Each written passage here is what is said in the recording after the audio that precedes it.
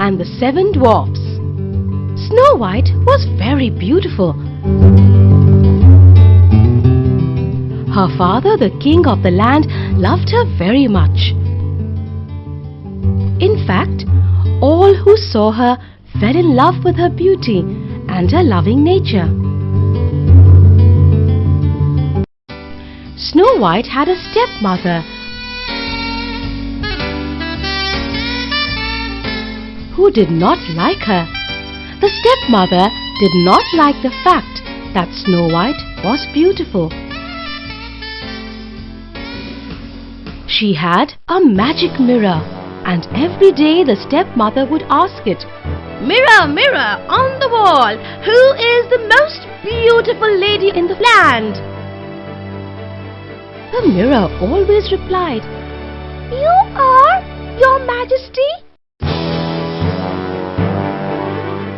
But when Snow White turned all of 16 on the day of her birthday, the mirror told the stepmother, "Snow White is the most beautiful lady in the land."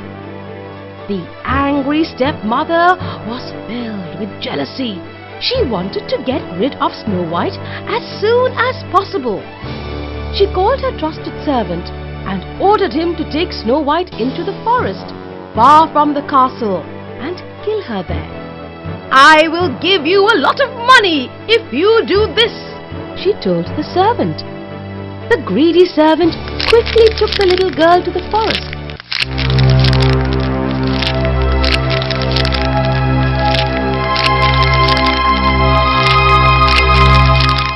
But the girl looked so pretty and sad that he could not kill her and left her alone in the forest, sitting under a tree.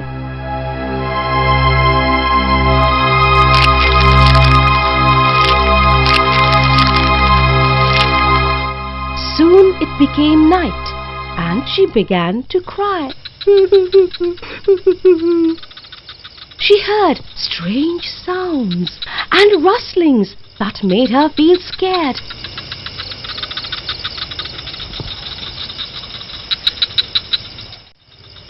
But since she was tired, she fell asleep under the tree.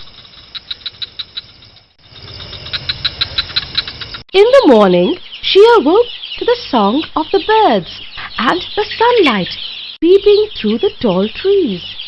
She got up and started walking. On she walked till she came to a clearing.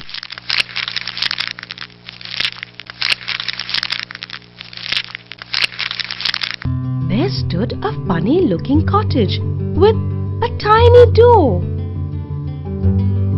tiny windows, and a tiny chimney. "Oh, what a tiny cottage this is! Let me go inside.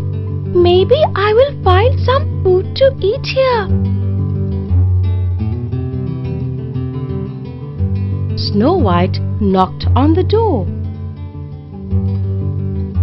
When no one answered, she went inside.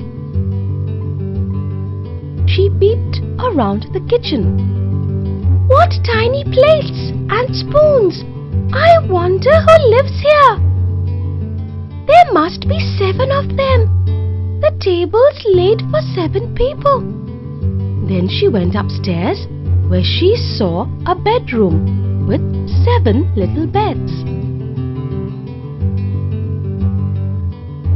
"I'll cook a meal for whoever lives here. They will be glad to find a meal ready."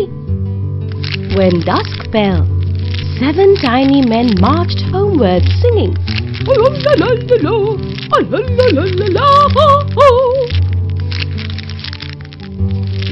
They opened the door and were surprised to find a bowl of hot soup on the table and the whole house clean.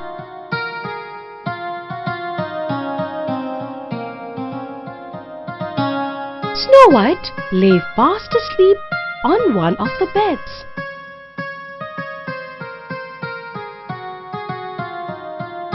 The chief dwarf gently touched her shoulder. Snow White woke with a start. "Who are you?" he asked. Snow White told them her sad story, and all the dwarfs started to cry with her. "Stay here with us! Oh, stay here with us!" they said together. "You can live here and tend to the house when we are working down at the mine. Don't worry about your stepmother leaving you in the forest. We'll take care of you."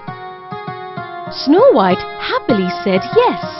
The next morning, the dwarfs set off for work, after warning her not to open the door to strangers, anyone she did not know.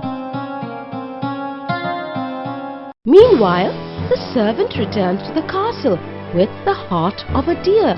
He gave it to the cruel stepmother.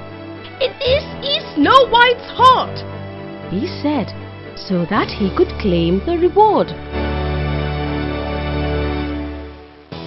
The stepmother turned to the magic mirror, but the mirror replied, "The most beautiful in the land is still Snow White, who lives in the 7th dwarf's cottage in the forest." The stepmother was filled with rage. "She must die! I will make sure she does!" Disguising herself as an old peasant woman, she put a poisoned apple in a basket. Then she quickly went to the forest. Snow White was in the kitchen. She heard the sound of a knock on the door. "Who's there?" she asked, remembering the dwarf's advice. "Just a peasant woman selling apples," came the reply. "I don't need any apples, thank you." "But they are beautiful apples and ever so juicy." "I'm not supposed to open the door to anyone," said Snow White.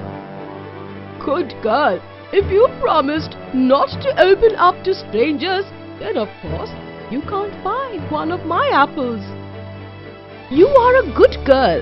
Indeed, as a reward for being good, I'm going to make you a gift of one of my apples." Snow White opened the door just a tiny crack to take the apple. Then the stepmother quickly went away. Snow White bit into the fruit, and as she did, fell to the ground. The poison made her lifeless. Meanwhile, the dwarfs came out of the mine to find Snow White lying still and lifeless, the poisoned apple by her side. They did their best to wake her, but could not do so. Sad, they laid her on a bed of rose petals in a crystal coffin. Then one evening,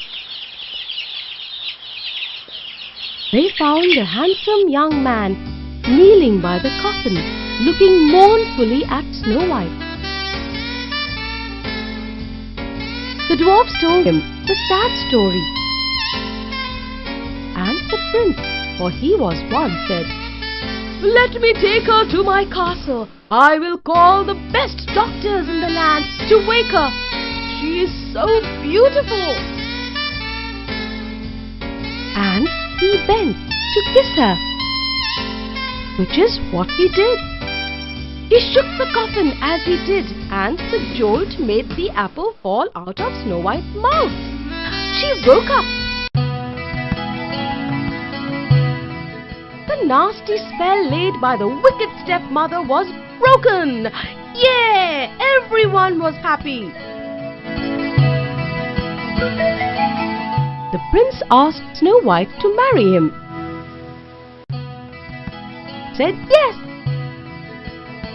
They had a grand wedding. and Snow White invited her father to the wedding. The wicked stepmother was thrown out of the land by the king for having been so mean to his daughter. Snow White never forgot the dwarfs and often visited them in the forest.